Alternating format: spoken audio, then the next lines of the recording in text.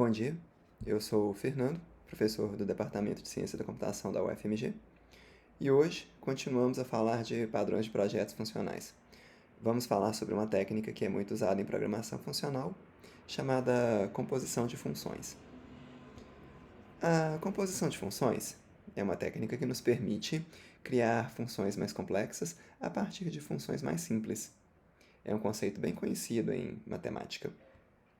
Por exemplo, imagine que temos uma função f de x igual a 2x mais 1 e uma outra função g de x igual a x ao quadrado menos x. Dado que o contradomínio de f é igual ao domínio de g, podemos compor as duas funções, obtendo uma terceira função que eu vou chamar de h de x. Essa nova função primeiro aplica f ao parâmetro x e depois aplica o valor resultante à função g. Essa técnica em programação de compor funções nos permite lidar com um antipadrão de projetos que Scott Vlaskin chama de Pyramid of Dumb. Scott, inclusive, tem um website excelente sobre padrões de projetos funcionais, usando exemplos na linguagem F#.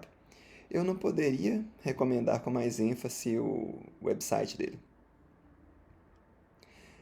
Para entender como esse antipadrão surge, The Pyramid of Doom, deixo aqui um exercício. A gente precisa somente ler uma string, transformá-la em um número e extrair a raiz quadrada desse número. Aqui está uma primeira versão do código. Podemos chamar a função sqrt da biblioteca math sobre o valor que recebemos como parâmetro, depois de transformá-lo em um número de ponto flutuante. Mas e se a string de entrada não tiver um formato de número de ponto flutuante? O que a gente faz? Bem, podemos ver se a transformação não levanta nenhuma exceção. Python possui muito suporte para tratar exceções. Se ocorrer um erro com a chamada da função float, a gente dispara uma exceção. Mas e se o número for negativo? Isso é outra condição excepcional, não é? A gente precisa lidar com o erro também. E o que podemos fazer? Podemos, por exemplo, testar se o número é negativo e, se não for, a gente imprime uma mensagem de erro. Note que agora nosso código está pronto. Já podemos usá-lo como ele está definido. Algo que talvez queiramos fazer é separar o erro do tipo de entrada não ser string, do erro do valor de entrada, mesmo sendo string, não representar um formato válido de número de ponto flutuante. Então acabamos ficando com 3 mensagens de erro. Mas agora voltando a Scott Vlaskin, esse tipo de código chama-se pirâmide da danação, que eu traduzi de Pyramid of Doom, exatamente devido a essa forma de triângulo causada pelo padrão de indentação. O código acaba ficando complicado de ler e ele pode ser bem difícil de manter também. Por outro lado, é fácil evitar esse tipo de antipadrão. Podemos evitar o antipadrão parametrizando o comportamento do código, algo que já vimos fazendo com nossos esqueletos algorítmicos e o padrão Builder. Antes de avançarmos, eu gostaria de lhes pedir para verificar se vocês conseguem enxergar uma estrutura recorrente nesse código. Temos 3 blocos da mesma estrutura. Vocês conseguem ver uma estrutura comum aqui? Bem, vamos lá. Vamos dar uma olhada nesse bloco mais externo. Ele começa com uma guarda, isso é um teste condicional. No bloco mais externo, estamos verificando se o tipo do argumento é uma string. E cada bloco tem também um trecho de código para tratar a situação de erro. Esse código executa se a guarda falha. E temos, finalmente, o código que é executado quando a guarda passa, isso é, o código que é o fluxo normal do programa. A continuação do programa, se os parâmetros são válidos. Veja que essa estrutura é recorrente em nosso código. Temos 3 alinhamentos de guarda, continuação normal e continuação de erro aqui. Aqui está nosso terceiro bloco de código, com a guarda e as 2 continuações, continuação normal e continuação de erro. E, essencialmente, cada bloco mais externo está passando um valor para o bloco mais interno. E como temos as guardas, cada bloco mais interno vai recebendo um valor cada vez mais especializado, porque a gente vai aplicando condições sobre esses valores. Então, quando a gente passa para o bloco de baixo, a gente já conhece algo a mais sobre aquele valor. Bom, exceto se ocorre um erro. Nesse caso, não executamos os blocos mais internos e passamos ao tratamento de erros imediatamente. Esses padrões podem ser descritos por esse esqueleto algorítmico. O código é bem pequeno, mas a ideia dele não é trivial, então eu vou explicar o que está acontecendo aqui com bastante cuidado. Nós temos aqui um encadeamento de continuações. Cada elemento dessa cadeia é uma função chamada chain aqui, que recebe um valor e uma continuação. A continuação é só uma função que envolve algum comportamento. A função chain aplica a continuação sobre o valor se o valor não for um erro. Se for um erro, então chain simplesmente passa o erro para frente. Senão, ela retorna o resultado da continuação.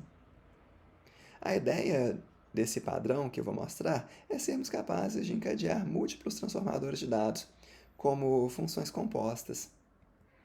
Mas se em algum momento uma dessas continuações encontra um erro, isso é, uma situação excepcional, então a gente não executa mais as próximas continuações. Nesse caso, se um erro foi encontrado, a gente sempre retorna o erro, em vez de executar a continuação da vez. Mas a gente precisa então definir um tipo que podemos usar para reconhecer o erro.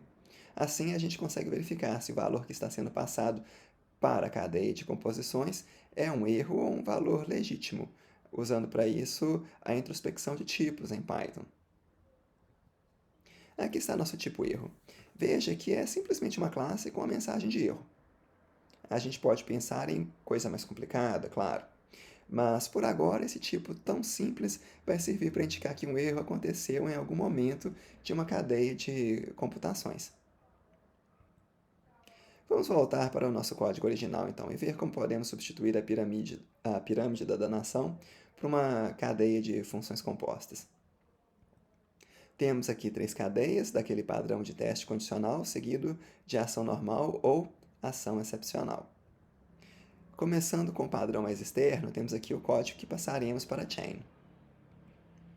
Aqui está uma função isStr, que assume o papel do código mais externo em print_sqrt. Esse código é pequeno, mas ele é difícil de entender. Eu sugiro que vocês parem o vídeo para ler o código da função isStr e para ver como ela é usada junto de chain. A segunda parte da função print_sqrt pode ser desconstruída da mesma forma. Veja o que essa função toFloat está fazendo. A gente pode combiná-la com chain, igual fez com a função isStr anteriormente. E, finalmente, a gente transforma o padrão mais externo em uma função getSqrt, o padrão mais interno, eu digo. Também aqui eu sugiro que vocês parem o vídeo e deem uma olhada no que essa combinação de chain e getSqrt está fazendo. Então, em essência, estamos transformando esse código aqui, que era o nosso código original e que tinha esse aspecto de pirâmide, nessa nova versão da função print_sqrt, que usa chain para combinar as diversas continuações que estamos usando para imprimir uma raiz quadrada tratando erros. Veja que podemos escrever nosso código como uma composição de funções, de fato.